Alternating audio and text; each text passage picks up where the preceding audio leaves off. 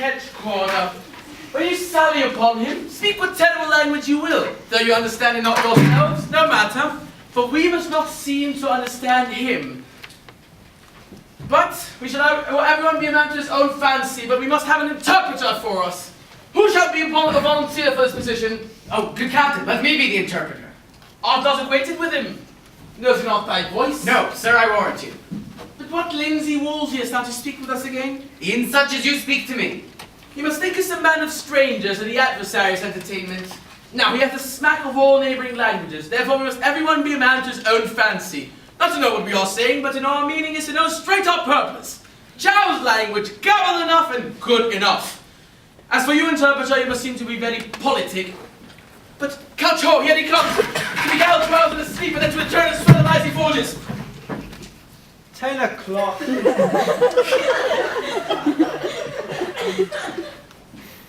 Within these 3 hours will be enough time to go home. What should I say I have done? It must be a very plausive invention that carries it, for they begin to smoke me, and disgraces have of late not too often at my door. I find my tongue is too foolhardy, yet my heart hath the fear of Mars before it as of his creatures, not daring the reports of my tongue. This is the first truth that e'er thine own tongue was guilty of. What the devil should move me to undertake the recovery of this drum? Being not ignorant of the impossibility, and knowing I had no such purpose, I must give myself some hurt, and say I got them in exploit. Yet slight ones will not carry it, they will say, can you offer so little? And great ones I dare not give. Wherefore what's the instance?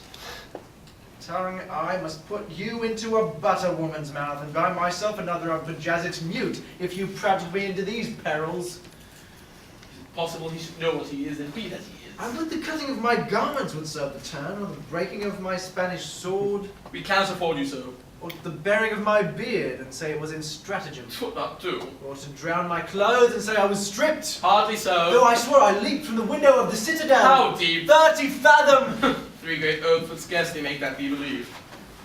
I would I had any drum of mine enemies, I would swear I recovered it. You shall hear one anon. What? The drum of mine enemies!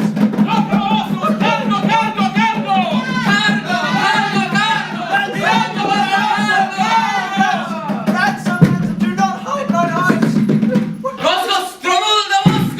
I know you are the Muscos Regiment, and I should lose my life for want of language.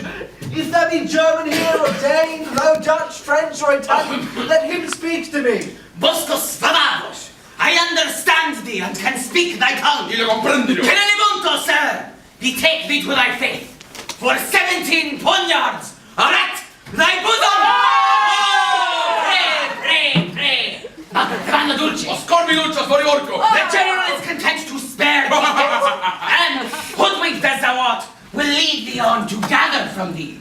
Happily, thou mayst inform something to save thy life. Oh, let me find all the secrets of our cabal show, their force, their purposes. Nay, I will tell you that which you will wonder at. What wilt thou faithfully? If I do not, damn me! Accordolita, come on, thou art granted space. Woodman comes. Porta Tartarossa. He calls for the torture. What will you say without him? I will confess what I know without constraint. If you pinch me like a pasty, I can say no more. Bosco Timurciu, Olivindoci col murco. you are a merciful general. Our general bids you answer to what I shall ask you out of a note. And truly, as I hope to live. First, demand of him of what strength the horse of the captain's army. What say you to that? 5 or 6,000, but very weak and unserviceable. The troops are all scattered, and the commanders very poor rogues. Upon my reputation and credit, and as I hope to live. Shall I set down your answer so? Do, I'll take the sacrament on it. How and which way you will. All's one to him. What a past-saving slave is this? You are deceived, my lord. This is Monsieur PAROLLES, the gallant militarist. That was his own phrase. But the entire theology of war in the knot of his scarf and the practice in the cheek of his dagger. I will never trust a man again for keeping his sword clean. Nor believe you can have everything in by wearing his apparel so neatly. Well, that's set down. 5 or 6,000 horse, I said. I will.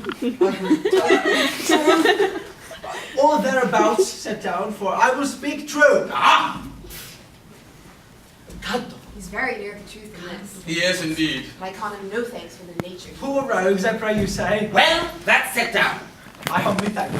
Truth, truth. The rogues are marvellous poor. Demand of him of what strength they are afoot. What say you to that? By my troth, sir, if I were to live at this present hour, I will tell true. Let me see.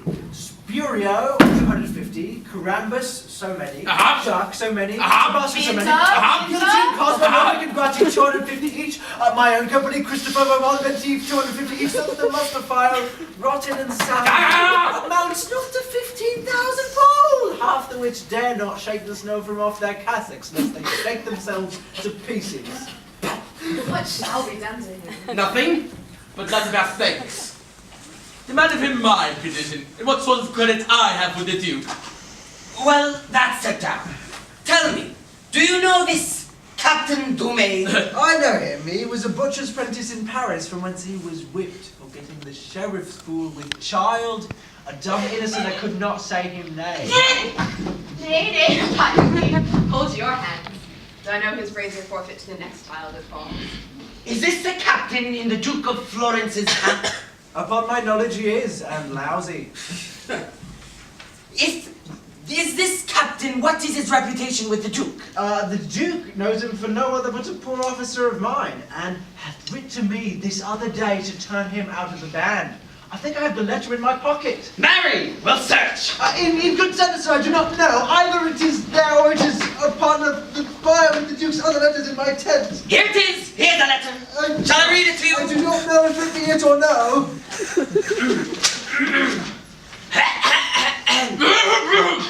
Our interpreter does it well. Excellently. Diana, the Count's a fool and full of gold. That is not the Duke's letter. That is an advertisement to a proper maid in Florence, one Diana, to take heed of the allurements of one Count Roussillon. Foolish and idle boy, but for all that, very ruttish. I pray you put it up again.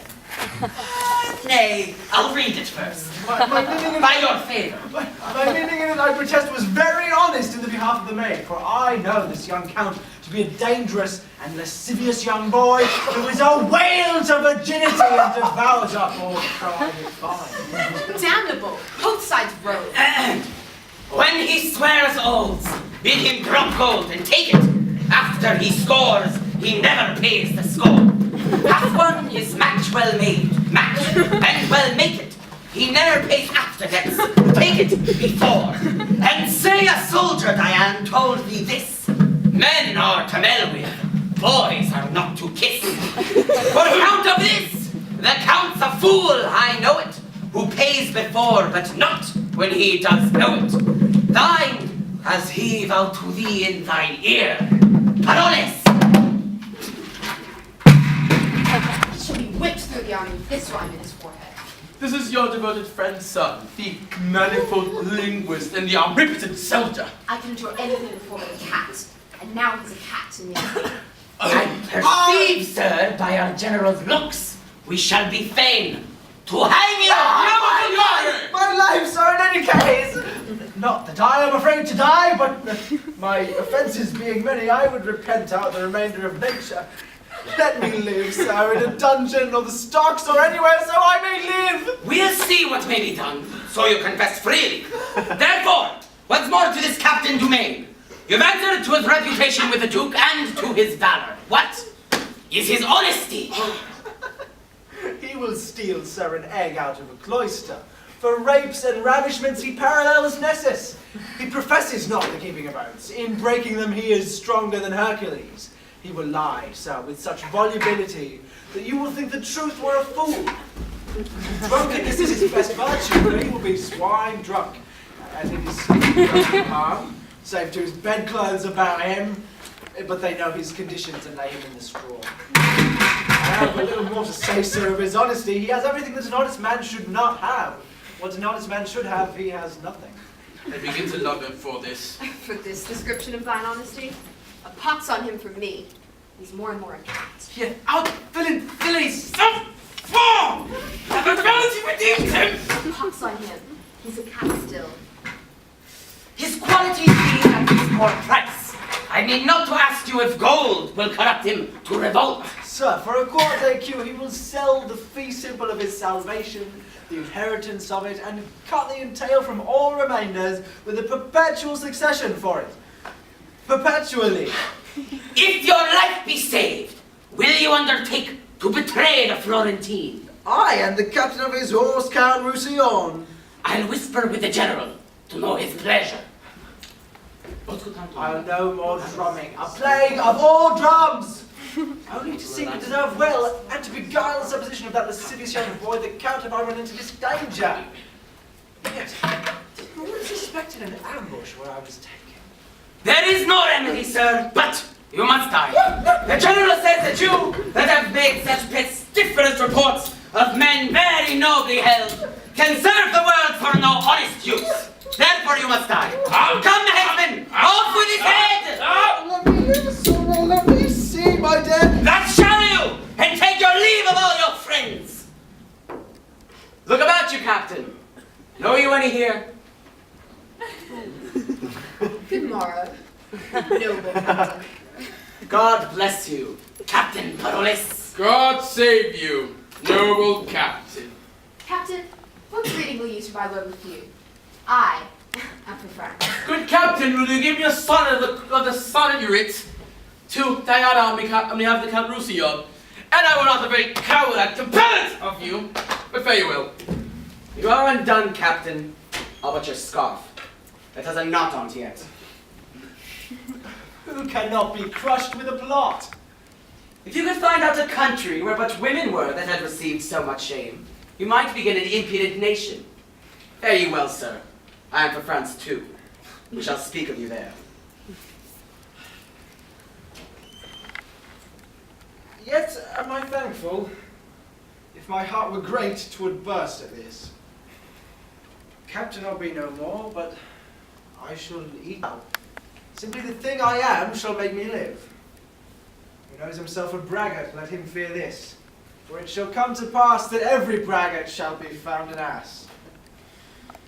Rust sword, cool blushes, and Parolles lives safest in shame, being fooled, by foolery thrive. There's place and means for every man alive. I'll after them.